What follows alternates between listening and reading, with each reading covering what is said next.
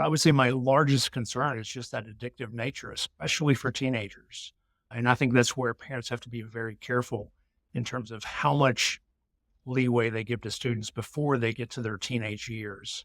And even during their teenage years, having some guardrails on how much time, what types of applications are you using, how much you're using that needs to be carefully watched. And that's something that we as a school district have to help partner with our parents on and help provide some of that information and some of that guidance and follow that same guidance at school. You're listening to the smartsocial.com podcast. I'm your host, Josh Oakes. This is our District Talk segment where we interview district leaders to learn how they're keeping students safe on social media so those students can someday shine online. Now, let's get back to the interview. Hello, I'm Matthew Turner, Superintendent of the Boone County School District located in Florence, Kentucky, which is in the northern Kentucky region. We are the third largest school district in Kentucky and the second largest district in the greater Cincinnati area. We're right across the river from Cincinnati. We have 20,000 students across 27 schools and programs. Amazing. It's so great to have you here today. Now, I've got a series of questions. Our goal today, Superintendent, is to really talk about how do we engage parents in a great way to keep students safe on social media so they can someday shine online. And I've got a lot of questions. We're going to go down different rabbit holes and really learn about you as a superintendent. What are you doing to create that vision that keeps students safe? Does that sound good? That sounds great. Thank you. Excellent. So I want to ask you, the first question is, what current technology are you using in your school district or in your classrooms that you're finding helpful? The technology we use in our classrooms certainly will vary based on the subject area, depending on if we're a high school at the secondary level. We have some very high level software tables where you can visibly see a human cadaver, but it's via video. And you can manipulate and look into the different parts of that cadaver with our parts of our biomedical science program. So our students use those and it's literally a tool they can use to do anything that a doctor could do in the mortuary, who's looking, doing an autopsy and trying to determine what's going on. How did this person pass away?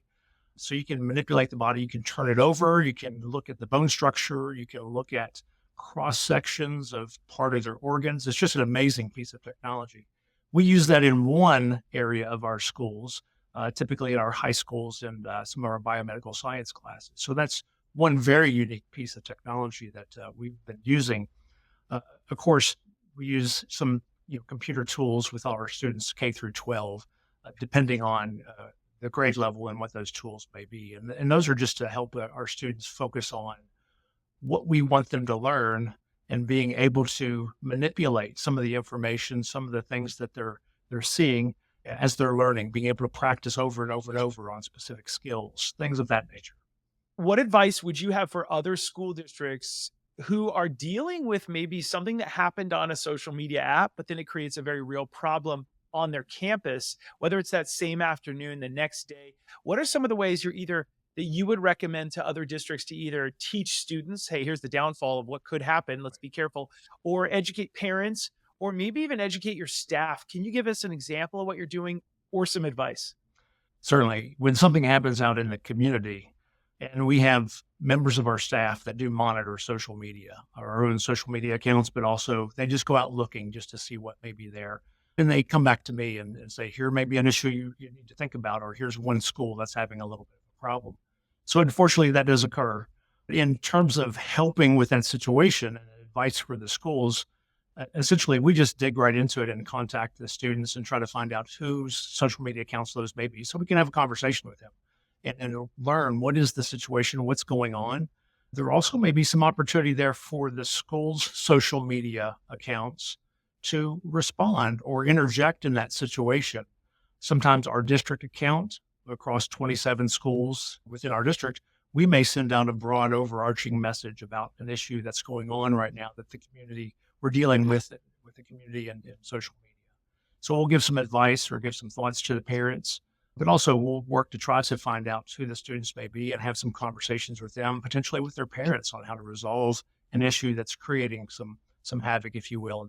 Yeah, I love that answer. I love your approach. I think that's really great. Now, we've talked a little bit about some of the negative things that can happen on social media, Superintendent. Let's dive into the positive side, which is really my favorite. I'd probably your favorite too. It makes our job a little bit easier and better. Sure. Can you provide some examples of how your students may have used their social media in a positive or productive way that may have benefited themselves or their community? Oh, absolutely. Our food services department at our district has created some TikTok videos regarding what's on the lunch menu, all the work that they do in the kitchens to help prepare food and have food ready for students. And our employees had a great time doing that. And they were very uncomfortable in certain ways of doing that. But that was something that was very popular with our students because they saw the adults in their school system using some of the same technology that they really like to use and they have lots of accounts and lots of use with. That's amazing. I love how it happens on campus and there's a way to tie the campus in and students. I've got Now, the another next example I'll share with you as well. I've got a superintendent student advisory council, and actually the president sits on our school board. He's a non-voting member, but we have a K through, not K through 12, but elementary through high school student council for the superintendent. So we meet on a regular basis, and we were having problems with transportation. We were having what they call double runs, where you have a driver that's a driver's position that's not filled, and some other driver has to go back and drive a second route to help pick those kids up or take those kids home. So, in trying to solve that event, our advisory council started brainstorming. We just started, what can we do to help? And so they wanted to create their own YouTube video with different kids in different situations communicating to everybody in the community, to the parents, to other community members, to all the adults of we need drivers. We need people to come help us. And so it was very touching, very interesting. Just kids had different ways that they said something about, we need your help. We want you to come drive the buses for us so we can get to school on time. We don't have to wait later or miss class sometimes a little bit as well. So it turned out very well. They had other ideas for hanging big signs on the side of buses, which I told them we can't do. That's against state law. We can't apply anything to the side of the bus, but we can put a sign up somewhere in the community to try to raise engagement for those jobs. So it was really wonderful seeing the kids having their own problem that they're dealing with and then work to create a video and have some other messages going out via social media to raise the awareness, to try to get people involved, to try to solve the issue. Yeah, that's terrific. And isn't that what it's all about? We're here for the students. But that's Yeah. really I would argue that every mission of every school district is really all about getting those students engaged, resilient, and on to the future. It's always a different variable, a different way of saying it, but having the students talk about the most important thing, which they are the most important thing. Right. I love that. It's really beautiful. Great work on that. And they have ownership when that happens. They just really take hold and grab it and go. Yeah, we all understand our why, our purpose when students Yeah. are involved in it. I love that. What suggestions do you have for parents to encourage their students, their kids, to use technology in a positive way, both in the classroom and at home? I think parents need to, of course, about in any parental situation, there's some things you have to do as an adult. Of here's some of the guidelines. Here's some of the processes that students need to follow to make sure that number one, they're safe in using social media, but then also encouraging them to grow and how can they effectively use that social media.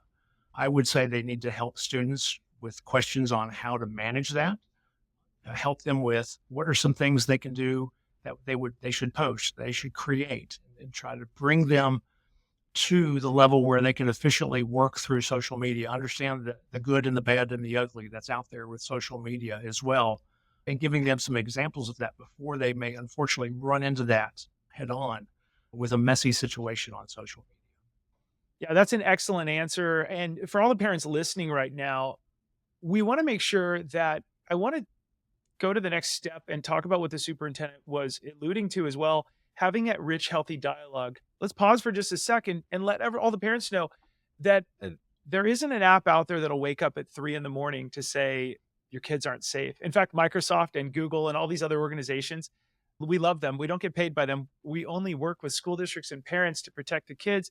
They're not going to wake up in the middle of the night and say something's wrong. And parents, that's why we suggest, and the superintendent, I'm sure, agrees that having that rich dialogue with your kids is really the number one safety thing in the world. It replaces all apps, having that rich dialogue and listening really well. So I love what you said, superintendent. I want to dive into some district advice so that you can help other districts going through stuff. We are strong believers that parent engagement is really an important part of bringing the community together. What would your suggestions be for other school districts to increase parent engagement? To increase parent engagement, I think it's important to try to find some common ground and try to make sure that you're on the same page in many things about the appropriate effective use of technology or social media. Consistency is the key is that. And so there have to be a lot of conversations, many opportunities for conversations. We hold events at our schools throughout the year where we're inviting in parents talking about some technology issues and many other issues as well. But that partnership has to be there to kind of monitor what may be going on with social media technology use to assess. And that way parents feel open to reporting concerns, reporting questions. There's times where, as appropriate, we might have to involve our local law enforcement in issues with social media. And so we make sure that we partner with them. They have their own social media presence, and sometimes we have school resource officers in all of our schools, so they're present every day in each of our schools.